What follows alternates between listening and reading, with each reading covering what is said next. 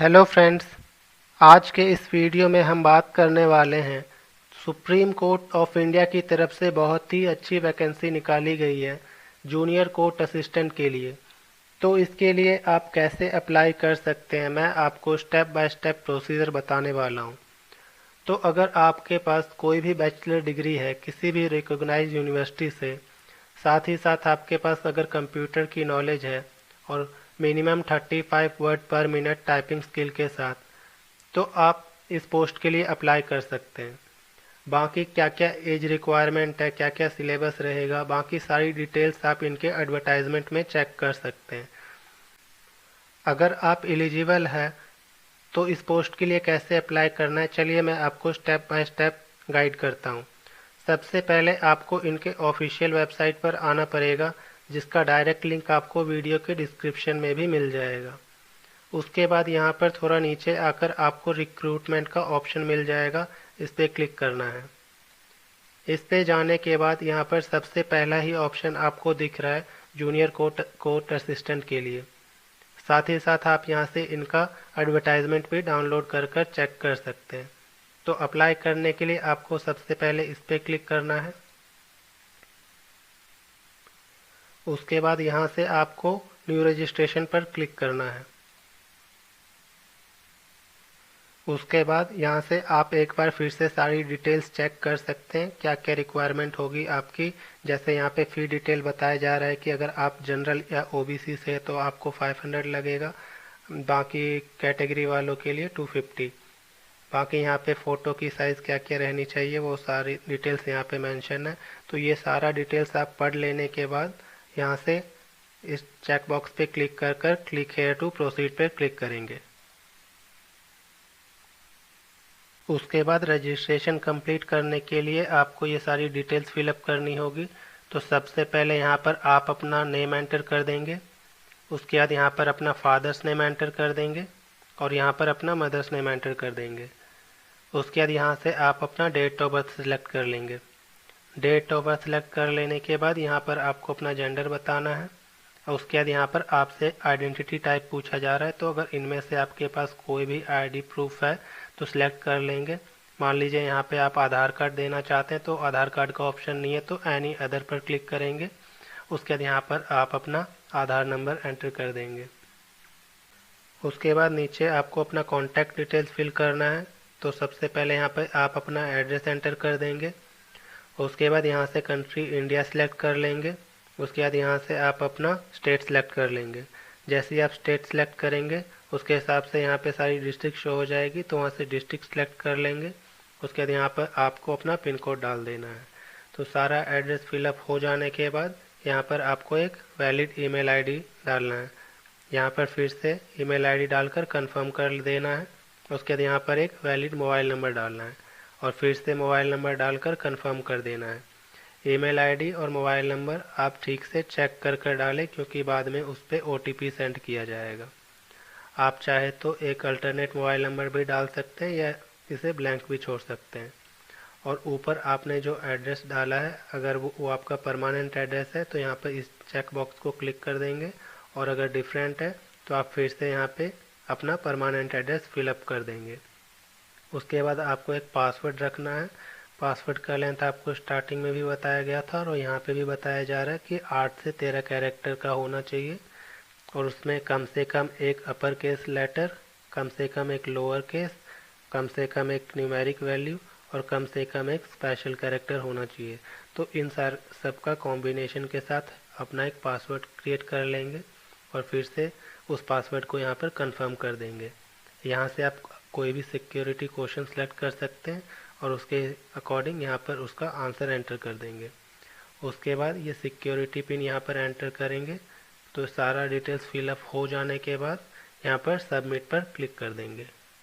उसके बाद यहाँ पर आपको बताया जा रहा है कि आप एक बार अपनी सारी डिटेल्स चेक कर लें।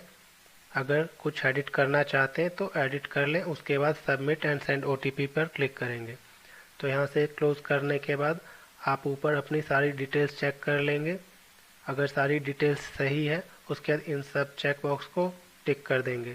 सारा चेक बॉक्स जब टिक हो जाए तो यहाँ पर आई एग्री पर क्लिक कर कर सबमिट एंड सेंड ओटीपी पर क्लिक कर देंगे।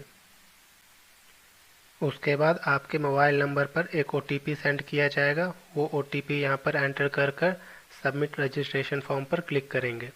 उसके बाद आपका रजिस्ट्रेशन कंप्लीट हो चुका है। अब आप एप्लीकेशन फॉर्म फिलअप कर सकते हैं, मगर उससे पहले आप यहाँ पर देख सकते हैं कि आपका मोबाइल नंबर वेरीफाइड है, मगर आपका ईमेल आईडी अभी तक वेरीफाइड नहीं हुआ है।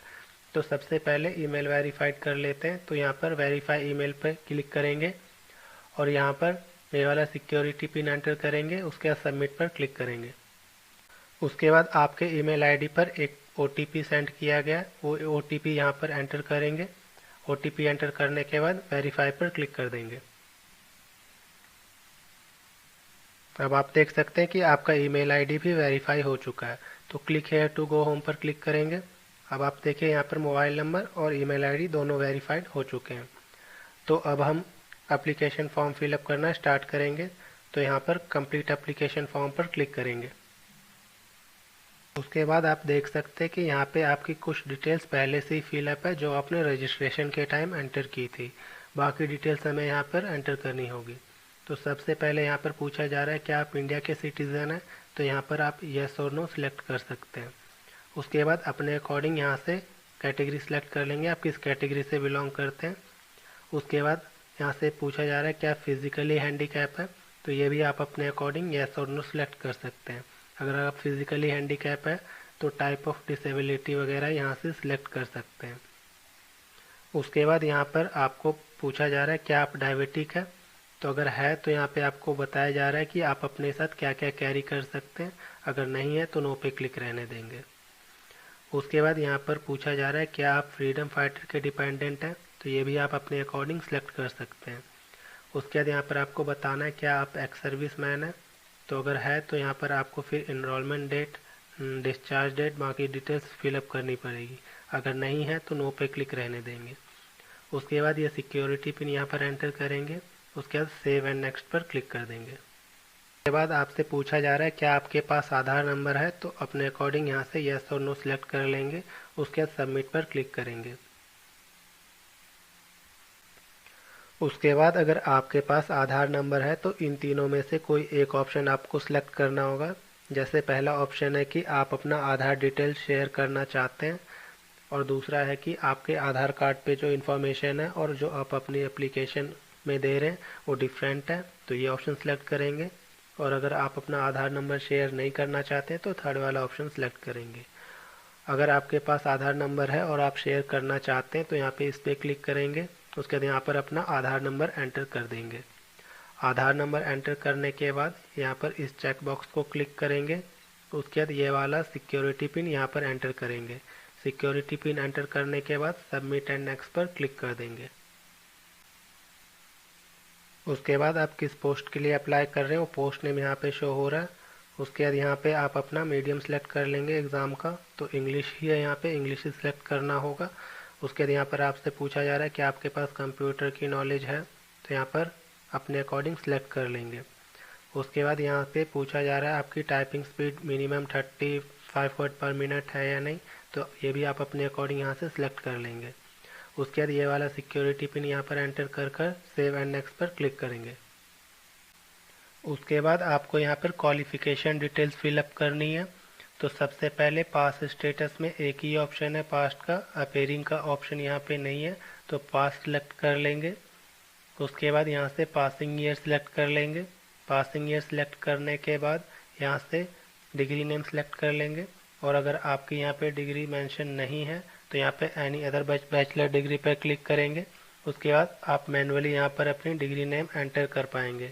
सेम उसी तरह से यहाँ से अपनी यूनिवर्सिटी सिलेक्ट कर लेंगे, और अगर आपकी यूनिवर्सिटी यहाँ पे मेंशन नहीं है तो सबसे नीचे अदर्स का ऑप्शन सिलेक्ट करेंगे, और फिर आप मैनुअली यहाँ पर अपनी यूनिवर्सिटी नेम एंटर कर देंगे। उसके बाद यहाँ पर रिज़ल्ट मोड बताना है आपको कि आपको परसेंटेज में मार्क्स मिला है या CGPA में मार्क्स मिला है, तो आप अपने अकॉर्डिंग यहाँ पे सिलेक्ट कर लेंगे। उसके बाद यहाँ पर आपको टोटल मार्क्स बताना पड़ेगा और आपको कितने ऑब्टेन हुए वो बताना पड़ेगा। ऑटोमेटिकली यहाँ पे परसेंटेज या CGPA कैलकुलेट होके आ जाएगा। उसके बाद अगर आप और कोई डिटेल्स देना चाहते हैं, दूसरी क्वालिफिकेशन डिटेल्स, तो यहाँ पे एंटर कर देंगे। नहीं तो आप यहाँ पे नॉट एप्लीकेबल पर क्लिक कर देंगे। उसके बाद ये सिक्योरिटी पिन यहाँ पर एंटर करेंगे। उसके बाद सेव एंड नेक्स्ट पर क्लिक कर देंगे। उसके बाद यहाँ पर आपसे पूछा जा रहा है क्या आपके अगेंस्ट कभी कोई क्रिमिनल केस भी रजिस्टर हुआ है, तो आप अपने अकॉर्डिंग यहाँ से येस और नो सेलेक्ट कर सकते हैं। उसके बाद यहाँ पर आपसे पूछा जा रहा है क्या आप किसी गवर्नमेंट डिपार्टमेंट, पीएसयू या नेशनलाइज्ड बैंक में काम करते हैं, तो ये भी आप अपने अकॉर्डिंग यहाँ पे बता सकते हैं। उसके बाद ये सिक्योरिटी पिन यहाँ पर एंटर कर कर सेव एंड नेक्स्ट पर क्लिक करेंगे। उसके बाद यहाँ पर आपसे पूछा जा रहा है क्या आप सुप्रीम कोर्ट ऑफ इंडिया के एम्प्लॉय हैं, तो यहाँ से अपने अकॉर्डिंग येस और नो बता सकते हैं। उसके बाद ये सिक्योरिटी पिन यहाँ पर एंटर कर कर सेव एंड नेक्स्ट पर क्लिक करेंगे। उसके बाद आपको यहाँ पे डॉक्यूमेंट्स अपलोड करना है, जैसे 10th की सर्टिफिकेट, अपने ग्रेजुएशन की सर्टिफिकेट, फ़ोटो और सिग्नेचर। और अगर आप किसी कैटेगरी से बिलोंग करते हैं तो कैटेगरी सर्टिफिकेट भी अपलोड करना होगा। तो सबसे पहले यहाँ पर फ़ोटो अपलोड करने के लिए चूज़ फाइल पर क्लिक करेंगे और फ़ोटो को सिलेक्ट कर लेंगे। फ़ोटो सिलेक्ट हो जाने के बाद यहाँ पे अपलोड पर क्लिक कर देंगे तो आपकी फ़ोटो अपलोड हो जाएगी। सेम उसी तरह से signature, category certificate, qualification certificate और 10th की सर्टिफिकेट अपलोड कर देंगे। सारे डॉक्यूमेंट्स अपलोड हो जाने के बाद आपको ये सिक्योरिटी पिन यहाँ पर एंटर कर कर सेव एंड नेक्स्ट पर क्लिक करना है। उसके बाद यहाँ पर आपको बताया जा रहा है कि फाइनल सबमिट से पहले एक बार सारी डिटेल्स को चेक कर लें, और अगर आप कुछ एडिट करना चाहते हैं तो यहाँ पे लेफ्ट मेन्यू बार से एडिट कर सकते हैं। अपनी सारी डिटेल्स चेक कर लेने के बाद यहाँ पर ये सारे चेक बॉक्स आपको टिक करने हैं। उसके बाद यहाँ पर आई एग्री पर क्लिक कर कर फाइनल सबमिट पर क्लिक कर देंगे। उसके बाद आपका एप्लीकेशन फॉर्म फिलअप भी कंप्लीट हो चुका है। अब आपका फ़ी पेमेंट करना बाकी रह गया है, तो यहाँ से पे एग्जामिनेशन फ़ी पर क्लिक करेंगे। उसके बाद यहाँ पर ऑनलाइन पेमेंट का ऑप्शन सेलेक्ट करेंगे और प्रोसीड टू पेमेंट पर क्लिक करेंगे। उसके बाद यहाँ से बिल डेस्क पेमेंट गेटवे पर क्लिक करेंगे और प्रोसीड टू पेमेंट पर फिर से क्लिक करेंगे। उसके बाद आप अपने अकॉर्डिंग यहाँ से पेमेंट मेथड सेलेक्ट कर लेंगे। आप इंटरनेट बैंकिंग से करना चाहते हैं, क्रेडिट कार्ड से करना चाहते हैं, डेबिट कार्ड से करना चाहते हैं, तो यहाँ पे डिटेल्स फिलअप कर कर मेक पेमेंट पर क्लिक कर देंगे और अपनी पेमेंट सक्सेसफुली कर देंगे। पेमेंट सक्सेसफुल हो जाने के बाद आपका एप्लीकेशन सक्सेसफुली सबमिट हो चुका है। यहाँ से आप कंफर्मेशन पेज डाउनलोड कर सकते हैं।